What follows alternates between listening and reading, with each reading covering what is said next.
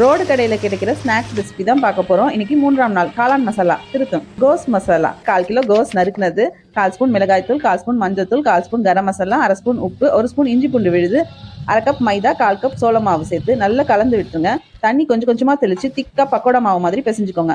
சூடான எண்ணெயில் மாவை கிள்ளி போட்டு மீடியம் ஃப்ளேமில் வேக வச்சு எடுத்து குட்டி குட்டி பீஸாக பிச்சு போட்டுக்கோங்க. மிக்ஸி ஜாரில் 6 சின்ன வெங்காயம், 6 பல் பூண்டு, 1 இன்ச் இஞ்சி, 1 கைப்பிடி புதினா, கொஞ்சமாக கொத்தமல்லி, சின்ன துண்டு பட்டை, 4 கிராம்பு, 1/4 ஸ்பூன் சோம்பு, மைய அரைச்சிக்கோங்க. 3 டேபிள் ஸ்பூன் எண்ணெய், அரைச்ச பேஸ்ட், 1/4 ஸ்பூன் மிளகாய்த்தூள், 1/4 ஸ்பூன் மஞ்சள் தூள், 1 ஸ்பூன் உப்பு, 2 நிமிஷம் நல்லா வதக்கி மூடி வச்சு 5 நிமிஷம் கொதிக்கட்டும்.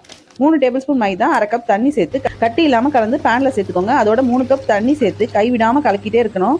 5 நிமிஷம் கொதிச்சதும் திக்காகிடும். 1 ஸ்பூன் கரம் மசாலா சேர்த்து கலந்து ஸ்டவ் ஆஃப் பண்ணிடுங்க. கடாயில் நம்ம செஞ்ச மசாலா தண்ணி, கொஞ்சமாக காஷ்மீரி மிளகாய்த்தூள், மிளகுத்தூள் சேர்த்து கொதிச்சதும் கோஸ் சேர்த்து காளான் சேர்த்து நல்லா மேஷ் பண்ணிடுங்க. பிளேட்டுக்கு மாற்றி வெங்காயம் தூவி சாப்பிடுங்க.